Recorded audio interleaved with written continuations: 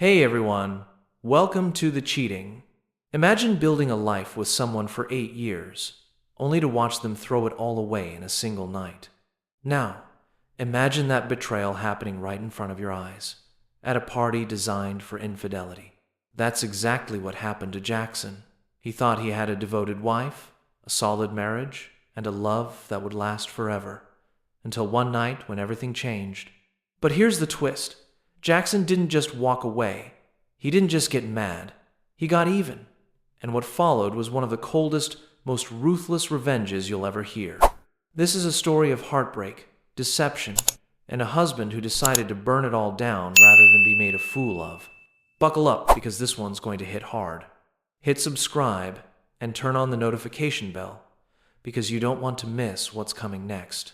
Now, let's dive into this story. I knew something was off the moment we stepped into the grand foyer of Richard and Vanessa Sterling's mansion.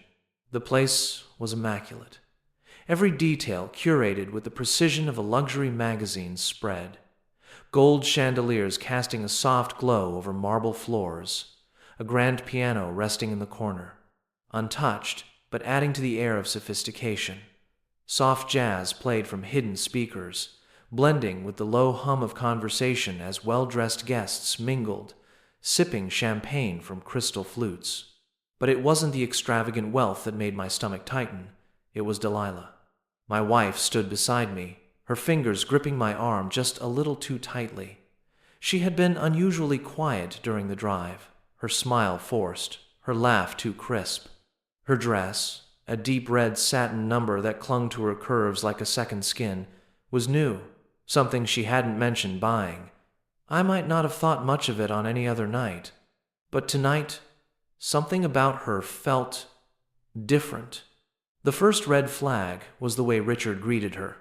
Tall, broad-shouldered, with salt and pepper hair and a presence that commanded attention, Richard Sterling was the kind of man who never had to raise his voice to be heard. He was old money, power oozing from his pores like expensive cologne. When we approached, his lips curled into a knowing smirk. "Delilah, my dear," he said, his voice warm but just a little too familiar. He kissed her cheek, lingering a beat too long. "So glad you could make it." "Wouldn't miss it," Delilah responded, her voice smooth as silk. But there was something in her eyes, something like anticipation. I stiffened beside her.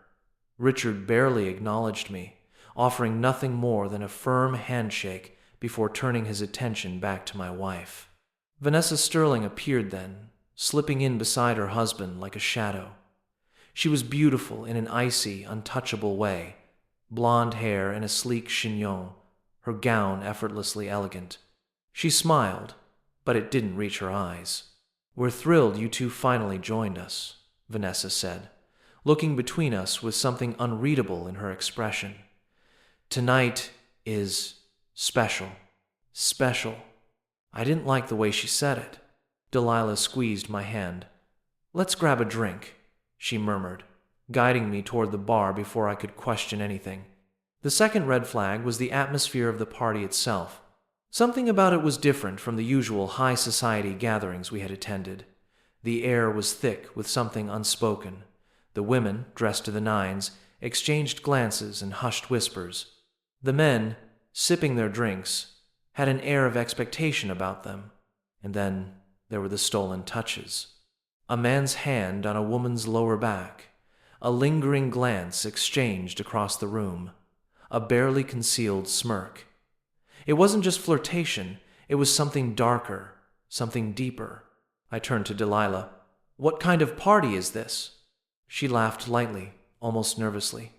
"Just a normal party, Jackson. Don't be so paranoid." I wasn't convinced.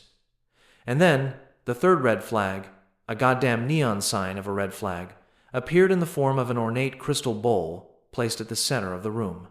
At first, I didn't understand. People gathered around it like it was the Holy Grail, women giggling, men exchanging knowing glances. One by one, the women pulled something from their clutch, keys. My stomach dropped. Number. I turned to Delilah, hoping, praying, She wasn't part of this.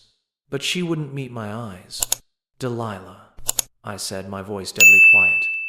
What is this? She exhaled slowly, turning to face me. There was no guilt in her expression, no shame, only a hint of nervousness and a flicker of excitement. It's just a game, Jackson, she said too softly. A game? My heart slammed against my ribs. Are you fucking kidding me? She hesitated, then sighed, like I was the one being unreasonable. The wives put in their keys, the husbands pick one, and then she trailed off, biting her lip. I stared at her, trying to comprehend what she had just said. My blood turned to ice. You knew about this, I said, my voice hollow. She didn't deny it. I took a step back, feeling like I had been punched in the gut. And you were going to, what? Just let me draw some other man's wife like it was some kind of raffle? Her gaze flickered. I was hoping you'd be open to it. I let out a sharp, bitter laugh. Open to it? You wanted me to just sit back while you... I couldn't even finish the sentence. She swallowed hard. It's just one night, Jackson. One night of excitement. We've been together for 8 years. Don't you ever wonder what it would be like to... Don't. My voice came out a low growl. She had the audacity to look hurt. It doesn't mean I don't love you. I stared at her, a sick feeling clawing up my throat. That's exactly what it means, Delilah. Her expression hardened. You're overreacting. I turned away, my mind racing. The party blurred around me, my vision tunneling. She had planned this. She had known.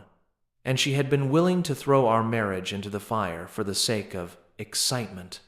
I clenched my fists. Number. If she wanted this so badly, if she wanted to throw away everything we had built together over one reckless night, then so be it. I turned back to her, my voice eerily calm. Fine. Her brows furrowed. Fine. I nodded. If this is what you want, I won't stop you. Her lips parted slightly, surprise flashing across her face. She hadn't expected that. Go ahead, I said, my voice like steel. Put your key in the bowl. She hesitated, uncertainty creeping in. Jackson, do it! The room around us faded. People were still laughing, drinking, playing their sick little game. But all I saw was her. I stepped closer, lowering my voice. And when you do, Delilah, know this. If you go through with this, if you let another man touch you, I leaned in, my breath hot against her ear. You will never touch me again. She inhaled, sharply, her body stiffening. I straightened, waiting. Her fingers tightened around the key in her hand. And then she dropped it into the bowl. A hush fell over my mind. The last piece of my heart turning to dust. I exhaled slowly, nodding to myself. And then, without another word, I walked away. I didn't leave right away. I should have. I should have grabbed my coat, walked out of that marble palace of sin, and never looked back. But something kept me rooted to the spot. Maybe it was disbelief. Maybe it was a sick, masochistic need to see how far she would go. Maybe it was because, despite everything, there was a part of me that still wanted her to change her mind. But she didn't. The moment Delilah's key hit the bottom of that bowl, a ripple went through the crowd. It was subtle, but it was there. The men straightened their postures. The women exchanged knowing glances. It was a ritual, and my wife had just become part of it. She turned to me, her expression unreadable. A moment passed. Then another. I wanted her to take it back, to laugh it off, to tell me it was a test, a joke, anything. But she didn't. Instead, she swallowed hard, brushed a lock of hair behind her ear, and turned away, like I wasn't even there. And that's when I felt it. The exact moment my marriage died. The drawing began. One by one, the husband stepped forward, reaching into the bowl, fingers curling around the cold, metallic evidence of their wife's temporary unfaithfulness. The air was thick with anticipation, with lust disguised as adventure, with the kind of reckless abandon that destroys lives. I watched with a growing sense of nausea. A man picked a key. A woman smiled. They clinked glasses. Then they left. Just like that. One by one, couples formed, peeling off into the shadows, into dimly lit hallways, into locked rooms. Then it was Richard Sterling's turn. My blood went ice cold. He stepped forward, moving with the unshakable confidence of a man who had already won before the game had even begun. His fingers dipped into the bowl, swirling the keys around lazily before plucking one out like a king selecting his entertainment for the night. For a moment, he just held it, examined it. Then he turned, and his eyes locked onto Delilah. My stomach lurched. A slow, deliberate smile spread across his face. Delilah exhaled softly, as if she had been holding her breath. Her lips parted slightly, her fingers twitching at her sides. And then, God help me, she smiled back. That was it. That was all I needed to see. I turned, shoving my way through the crowd, through the suffocating perfume, the clinking glasses, the murmured promises of betrayal. Someone called my name. Maybe it was Delilah. Maybe it was just my imagination. I didn't stop to find out. By the time I reached the grand entrance, my hands were shaking so badly I almost fumbled with the door handle. The cold night air hit me like a slap, sharp and bracing, but it wasn't enough to clear the storm raging inside me. I needed to get out of here. I needed to leave before I did something I couldn't take back. But just as I stepped off the marble steps, just as I thought I had finally escaped this nightmare, I heard her laugh. It was faint, distant, but unmistakable. My wife's laugh. And then another sound. A low murmur. A man's voice. Richard Sterling's voice. I turned my head, pulse hammering in my ears.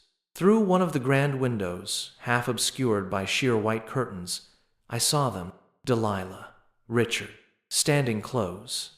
Too close. She was biting her lip, her head tilted slightly, her posture shifting in a way I knew all too well. She was nervous, excited, anticipating. And then, his hand slid around her waist, and she let him. A roaring filled my head, drowning out everything else. And then she leaned in, and he kissed her. I staggered back like I had been punched. I had seen enough. I turned, got into my car, and drove. I didn't know where I was going. I didn't care. All I knew was that I couldn't stay. Not after that. Not after watching my wife melt into another man's touch like I was. Nothing. Like the last 8 years of our life together meant nothing. I drove for hours. At some point, I ended up in a cheap motel on the outskirts of town, staring blankly at the peeling wallpaper, a half-empty bottle of whiskey clutched in my hand. I hadn't planned on drinking, but then my phone buzzed, and like a fool, I looked at it. A message from Delilah. I should have ignored it, but I didn't. Delilah, I hope you're not too mad. You left so suddenly. I wasn't sure what to do. I stared at the screen, bile rising in my throat. Not sure what to do?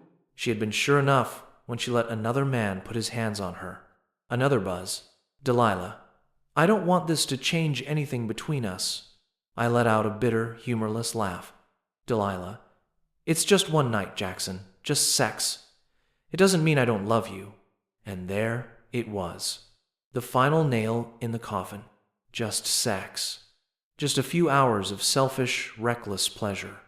That was all it took for her to throw me away. For her to rip out my heart and stomp on it.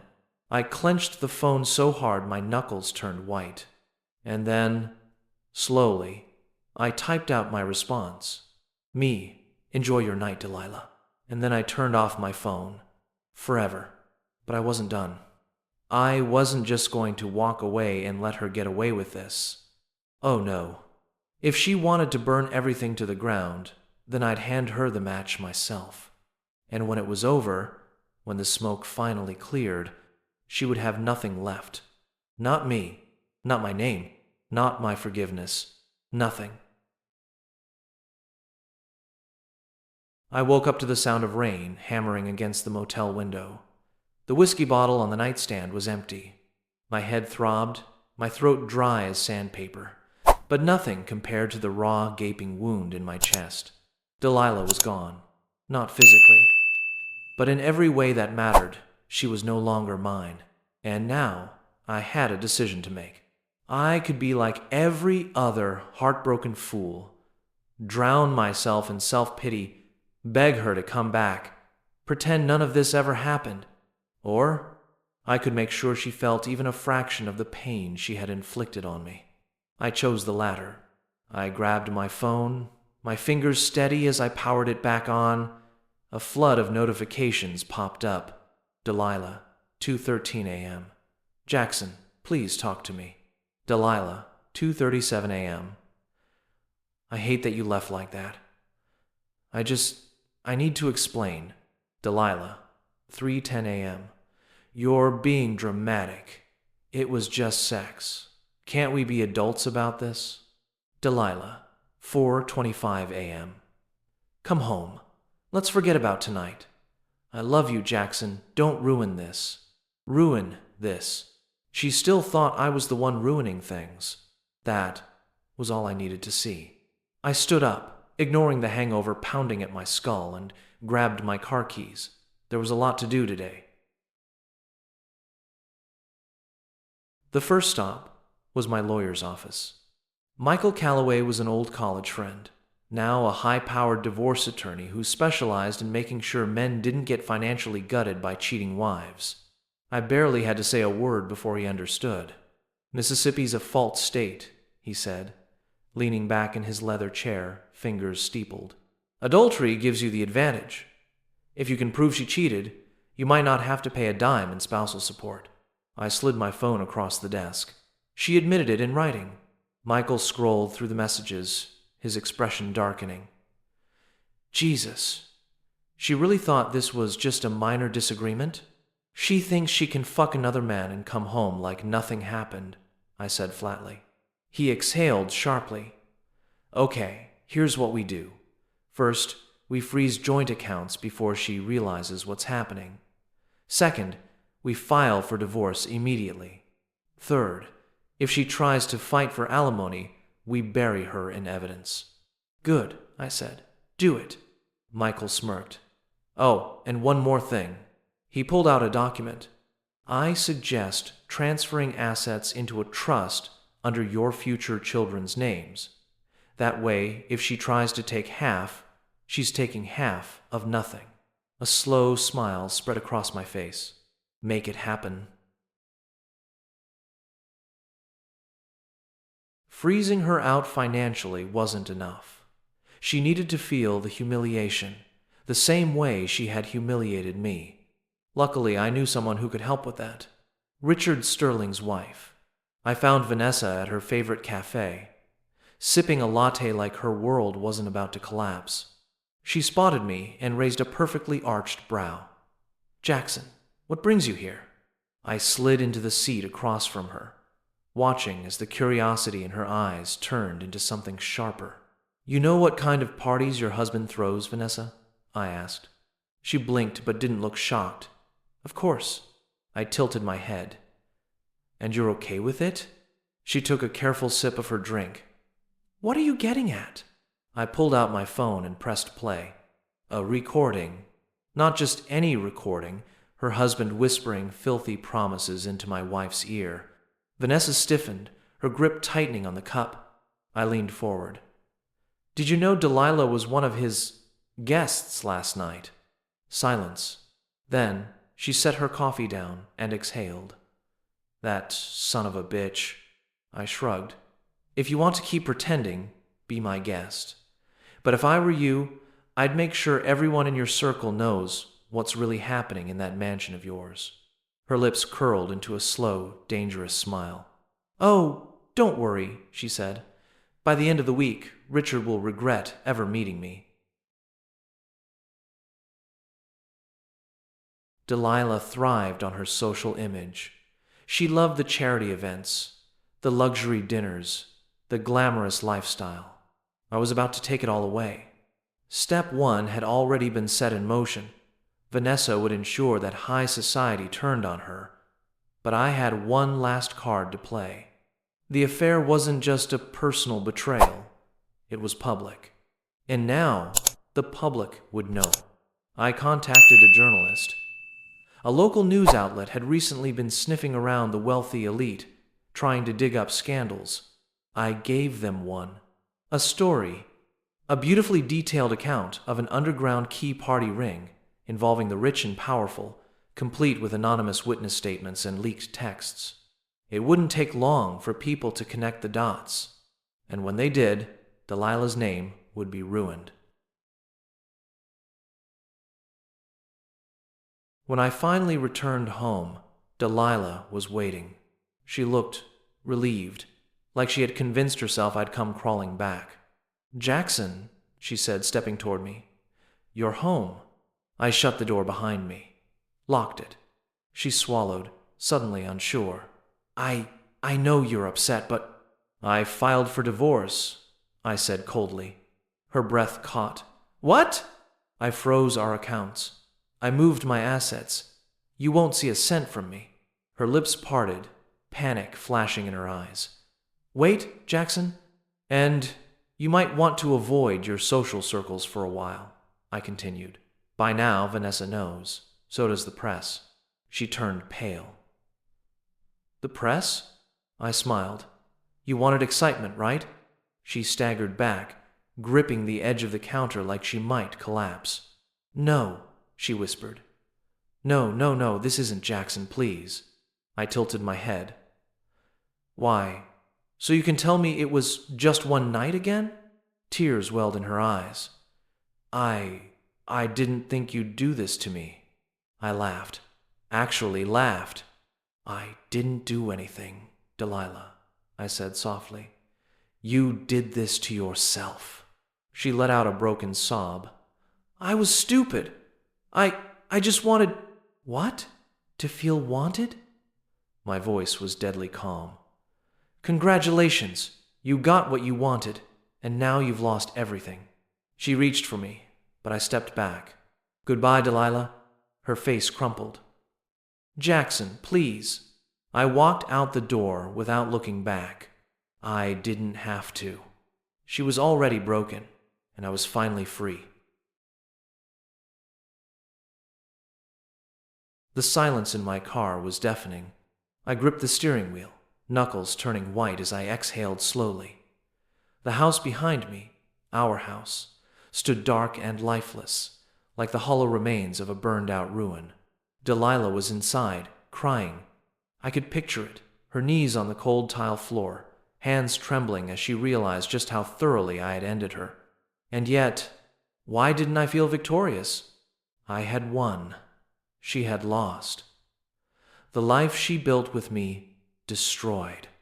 So why did my chest feel like it was caving in? I turned on the ignition, the low hum of the engine filling the void.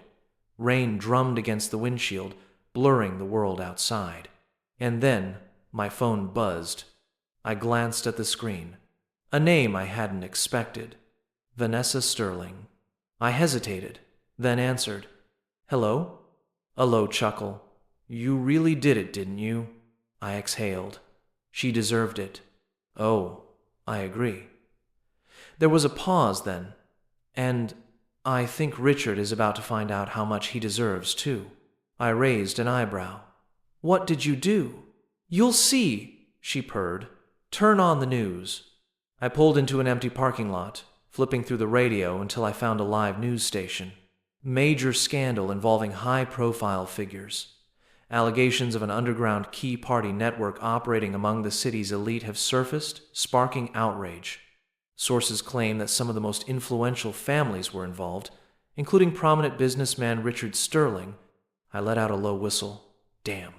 Vanessa's voice was smug. That's just the beginning. I could only imagine. Richard had built his empire on a foundation of reputation, of trust, of power. A scandal like this? It would tear him apart. And the best part? Delilah was tangled in the wreckage. Vanessa sighed, almost wistfully. "I suppose I should thank you." "For what?" "For giving me the push I needed," she murmured. "I spent years pretending I didn't care what Richard did behind closed doors. But watching you burn it all down made me realize something. What's that? That I want to do the same. I smirked. Then enjoy the fireworks. Oh, I will. A pause. Then, and Jackson? Yeah? Don't be a stranger. The line went dead. I stared at the phone for a long moment before tossing it onto the passenger seat. So that was it then. Delilah was ruined. Richard was finished. Vanessa was out for blood. It should have felt like closure. And yet, I still felt hollow. A week passed. The fallout from the scandal was explosive. Richard was forced to resign from his own company, his investors pulling out one by one. Vanessa filed for divorce, ensuring he'd be left with nothing. And Delilah? She lost everything. Our social circle turned on her. The whispers followed her everywhere. Whore, cheater, homewrecker. Friends stopped returning her calls. People stared when she walked into a room. And me? I had moved out. I found a sleek, modern apartment downtown. Nothing fancy, but it was mine. It was new, a fresh start. But there was one last thing I needed to do. I needed to see her. One last time. I drove to the house, my heart a steady, emotionless beat. When I knocked, it took her a long time to answer. And when she did, God, she looked wrecked. Her once pristine hair was tangled, her eyes swollen from crying. She was still beautiful, in a tragic kind of way. A woman who had everything, and lost it in the blink of an eye. Jackson, she whispered. I stepped inside without a word. The house was a mess. Dishes piled in the sink, empty wine bottles on the counter, curtains drawn, blocking out the sun. She had deteriorated. Good. I turned to her. You look like hell. A weak laugh. I feel like hell. Good. She flinched at my tone. Jackson, Don't. I cut her off. Don't say you're sorry. Don't tell me it was a mistake. Tears welled in her eyes. I gave you everything, I said, my voice low and sharp. I loved you. I built a life with you. And for what? So you could throw it away for one night? Her lips trembled. I wasn't thinking. No, I said. You were. You just didn't care. She collapsed onto the couch, burying her face in her hands. I miss you, she sobbed. I exhaled slowly. You don't miss me. She looked up, confused. You miss what I gave you, I said coldly. The stability, the security, the love. But the moment you had a chance to feel something exciting, you took it without thinking about the consequences. She let out a choked sob. I kneeled down, forcing her to meet my gaze. You're going to wake up every day for the rest of your life and realize you destroyed something that could have lasted forever. Her breath hitched. You'll move on eventually, I continued. Maybe you'll find another man. Maybe he'll make you feel exciting again. I leaned in, my voice dropping to a whisper. But he won't be me. A single tear slid down her cheek. I stood, grabbed my keys, and walked to the door. She didn't stop me. Not this time. I paused at the threshold, glancing back one last time. Delilah sat there, shattered, alone, and I felt nothing. No pain, no longing, no regret. Just freedom. Goodbye, Delilah, I said. And then I walked out. For the last time. The ocean breeze was warm, the sky painted in strokes of pink and gold. I took a sip of my drink, the ice clinking softly against the glass. Enjoying the view? I glanced to my right, meeting Vanessa Sterling's amused gaze. She looked stunning, legs crossed, a sly smile playing on her lips. I smirked. It's growing on me. She leaned in slightly. So, are you ready? For what? She arched a brow. To finally move on, I exhaled, setting my drink down. For the first time in a long time, I thought about the past without feeling pain. I thought about Delilah without feeling anger. And I thought about the future with something dangerously close to hope. I turned to Vanessa, my smile slow and knowing. "Yeah," I said. "I think I am." The waves crashed against the shore, the world stretching wide and endless before me. A new beginning. And this time, I wasn't looking back.